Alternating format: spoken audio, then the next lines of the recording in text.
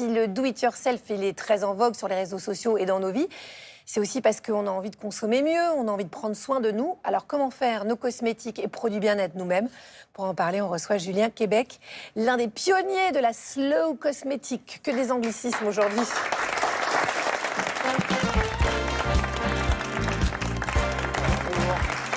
Bonjour Julien. Bonjour Agathe, bonjour Qu'est-ce que vous pensez de mon petit collier de pâtes? Mais écoutez, oui, c'est saillant. Ok, vous êtes aussi hypocrite que les Français qu'on a vu au début d'émission. C'est slow. Julien, donc vous êtes spécialisé en aromathérapie, vous.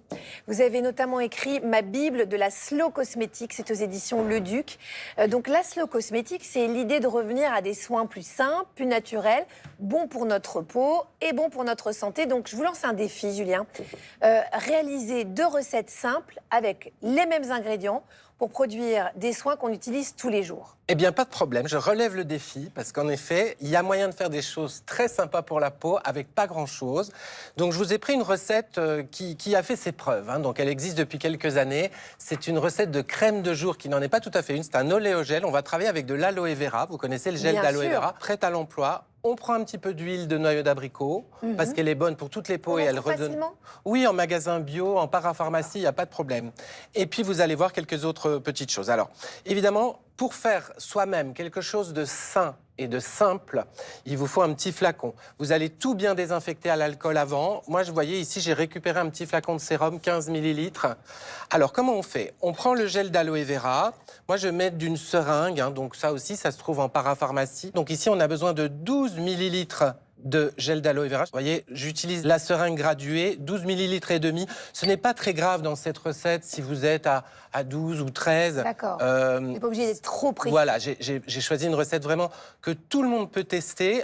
Et 2 millilitres et demi, alors là, c'est plus délicat. De noyau d'abricot. Voilà, pareil, ça, c'est une toute petite quantité. Et ensuite, on va aromatiser la préparation quand même avec de l'huile essentielle. On dit beaucoup de choses sur les huiles essentielles, mais on ne va pas en mettre beaucoup. Et on va prendre de l'huile essentielle de petits grains bigarade.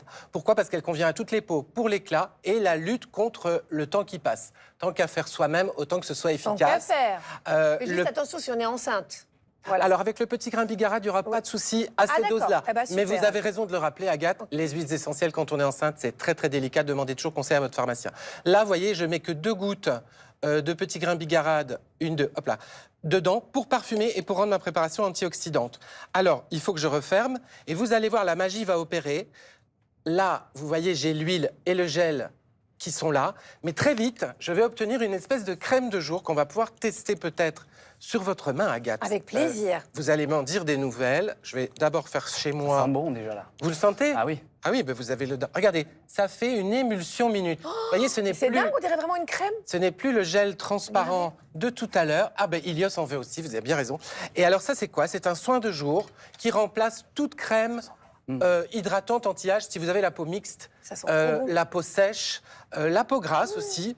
Évidemment, ça coûte 3 fois rien. C'est vrai que là, c'est extrêmement économique. À votre avis, on en a pour combien alors pour cette crème? Alors, qui a plein de principes la actifs, crème en elle-même me coûte ici moins de 3 €. Mais évidemment, j'ai dû acheter des ingrédients pour... Oui, mais vous allez faire... ça va vite Voilà, être je vais en faire rentabilisé. plusieurs. J'en ai eu pour environ un peu plus de 20 € quand même. Oui, 20 €, mais vous allez faire plein de crèmes. Voilà, Oui. exactement. Donc ça, c'est super. C'est vraiment la recette de base. Alors, le soin du jour, je vous l'offre, tiens, voilà. Hop. Pourquoi pas? Contente.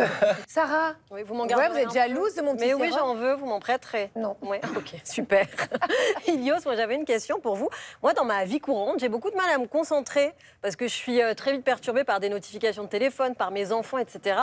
Est-ce que faire quelque chose de mes 10 doigts, faire plus d'activités manuelles, ça peut me permettre de gagner en concentration? Oui, une étude à Harvard a montré que la plupart d'entre nous, la majorité du temps, on est ailleurs. C'est-à-dire qu'on est au travail, on pense à la famille, on est avec sa famille et on pense au travail et ça nous rend malheureux. Le titre de l'article, c'est « Un esprit vagabond est un esprit malheureux ». Alors le meilleur moyen d'être là, c'est d'avoir une activité qui mobilise nos sens et qui nous met en mouvement. Et donc, jardiner, danser, cuisiner, bricoler, ça nous ramène au moment présent et ça nous détend. Et donc, pour sortir de la tête, revenir au corps, revenir au mouvement, c'est tout à fait intelligent de votre part. Merci. Bravo, Sarah. Vous aurez peut-être de ma petite crème, finalement.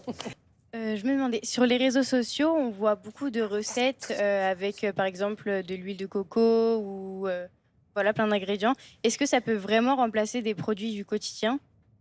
Alors, non, il ne faut pas tout faire soi-même en cosméto maison.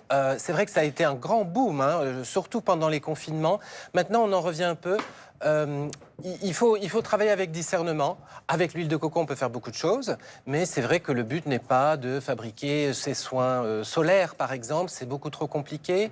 On ne peut pas stabiliser un soin solaire. C'est pas évident non plus de faire du maquillage. On prend des risques là quand même. Et là, voilà, ça devient un peu compliqué. Après, attention, quand on s'y met, on peut aller très loin. Et si on a les bonnes normes de sécurité, il n'y a pas de souci. Alors, est-ce qu'on peut faire le démaquillant peut-être? Parce que moi, ça m'arrange bien après mes journées de tournage. Ah mais oui.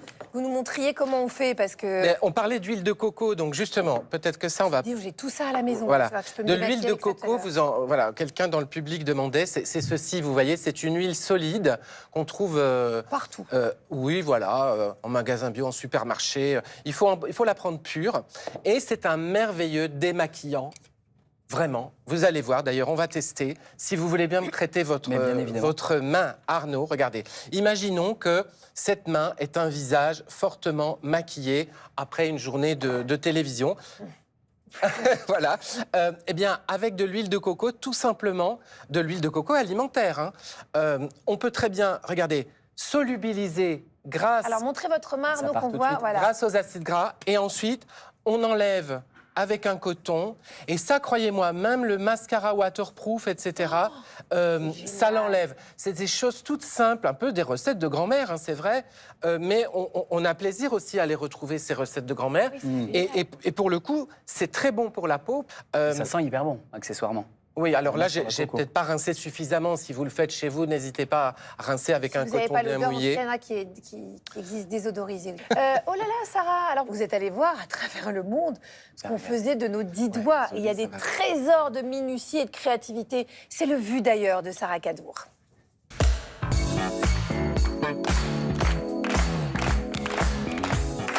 Et oui, préparez vos valoches, on part faire le tour du monde parce qu'aux quatre coins de la planète, Agathe, il existe des arts minutieux, poétiques et surtout hyper satisfaisants à regarder. Alors, première escale, si je vous dis tacos, mariachi et pays où les moustaches sont presque un patrimoine national... Le Limousin?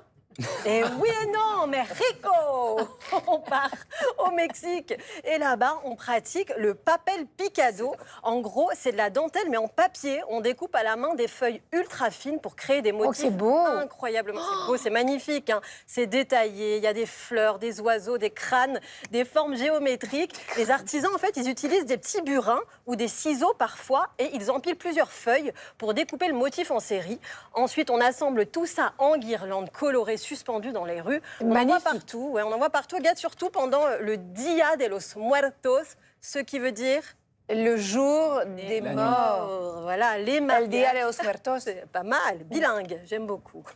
Franchement, c'est le seul endroit où, en effet, un simple petit bout de papier a plus de style que notre propre déco, à nous, à la maison. Et ça, on aime. On part ailleurs? Oui, Agathe? Oui, ah bah oui. On part, on quitte l'école, on part Quittons les guirlandes, c'est ça. On enlève la stache mou. Et on part où cette fois-ci? Si je vous dis Bollywood, Sari et pays où les films durent plus longtemps que les anecdotes d'Arnaud. Le Poitou? Charente. Bien sûr. C'est ça. Et non, on part en Inde. Ah! Bienvenue dans l'univers du rangoli. C'est un art traditionnel réalisé surtout pendant Diwali. Diwali, c'est la grande fête des lumières.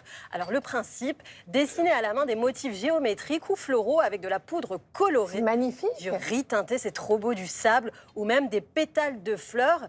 Et le plus fou, c'est le geste. En fait, la poudre, elle glisse entre les doigts pour créer des lignes ultra fines, sans règles, sans crayon, sans filet. Là où nous, on dépasse en coloriant, eux, ils font des mandalas parfaits, à main levée. Et ce qui rend ça encore plus poétique, c'est que c'est éphémère, en fait, un coup de vent, et tout disparaît. C'est le seul art où tu passes 3 heures à créer un chef-d'œuvre pour qu'il s'envole en 30 secondes. Donc ça, c'est un petit peu relou, Agathe. Oui, mais c'est hypnotique à regarder. Hein, c'est hypnotique, mais j'aimerais vous emmener ailleurs. Si ah oui, ok, on décolle alors. Voilà, on part en Asie. On y va en train parce qu'on est écolo. Oui, on est écolo, Agathe. Si je vous dis plage paradisiaque, pas de taille et pays où un massage coûte moins cher qu'un café parisien, là vous allez trouver. Allez-y. Un pays où ça coûte moins cher que le café parisien? Cher, on va où? Saint-Arcachon? Mais bien sûr, Agathe, oui. bravo, quel génie, on part en Thaïlande. Là-bas, on pratique le kessaluk, l'art de sculpter les fruits et légumes, et pas juste un petit zigzag sur une pastèque, non. on parle de roses parfaitement sculptées Oh là dans là. un melon, de motifs floraux gravés dans une carotte, de lignes plus précises que mon eyeliner.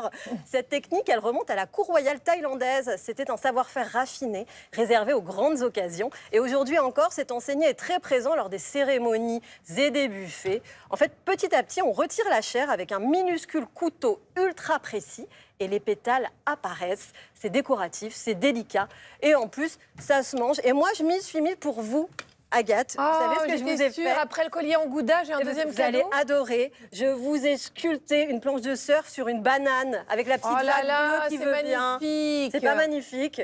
Oui. Et Voilà. vous aimez vous le garder, celui-là. Ah bah bien sûr, Ne le mais je vais le jetez pas à laisser la sécher, je le jetterai jamais. C'est Ça, beau, hein. croyez-moi, il se fossilisera et devant vos yeux, quelle belle planche Et de pas surf. mal, voilà. Ça me donne Ne me envie de prendre remerciez la pas. vague. Mon Dieu, merci beaucoup Sarah.